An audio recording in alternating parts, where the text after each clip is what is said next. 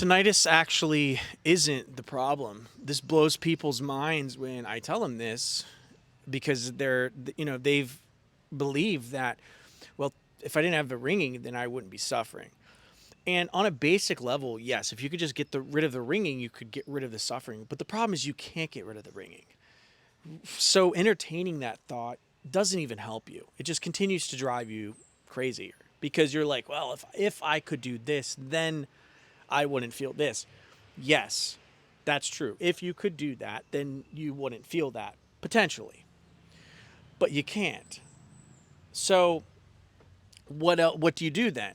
Because here's what you have to understand. This is why tinnitus isn't the problem, because it's not the problem because being aware of sounds is not a problem.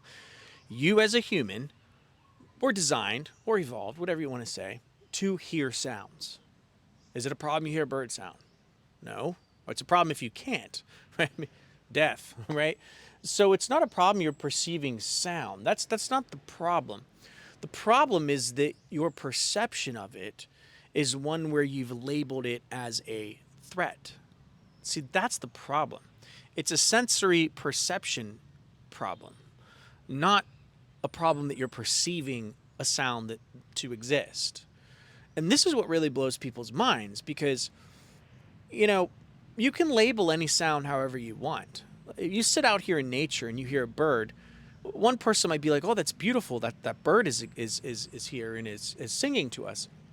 Yeah, well, I might be making a video, and then the thought might come into my head, "Wow, the bird is really loud and it's destroying my video." And then, if I allow that thought to be there, I'm like, "Oh my gosh, that bird. I really wish I could shut it up." But then I think to myself, well, I am in nature, like I am in a jungle, like there are birds. So it seems almost a bit absurd that I would, allow that to upset me. But see, this is something very powerful that I just did as I reframed the thought in real time. And so you can have this experience where you have a ringing, right? We'll just replace the bird sound with a ringing, where you have this ringing, and one person is not that upset by it. And so, well, it just is what it is, and I'm going to go about my life. And then you have another person that's like, oh, this ringing, it's so terrible, it's so loud, it's so horrible. And then that is almost like a self-fulfilling prophecy because then your brain focuses on it and says, wow, it is loud. Is it loud? Or is it just that you're more aware of it?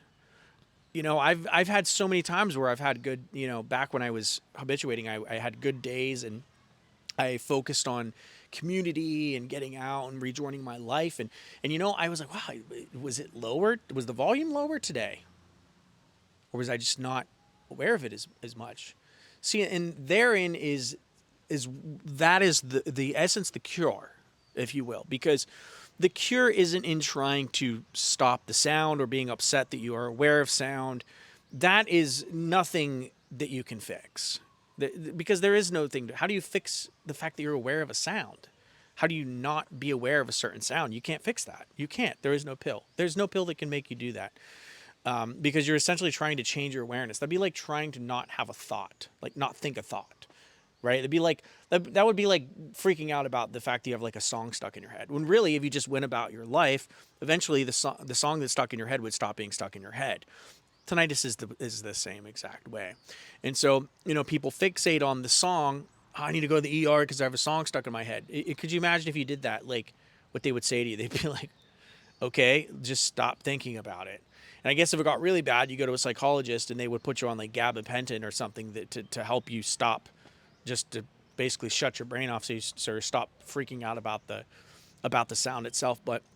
And people do take that route with tinnitus. They do get on sedatives and SSRIs and mood stabilizers.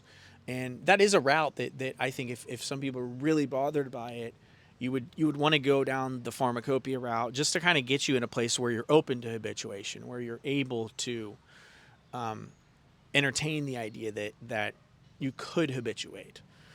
And for a lot of people, habituation is an offensive thing. It's almost like they see it as like defeatism, but it's not.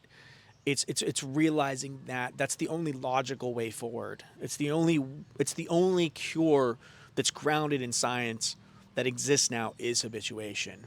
So if you like this video, do me a favor, smash the subscribe button. It really helps the algorithm and it doesn't cost you anything. Share this video with someone if you know they're going through tinnitus.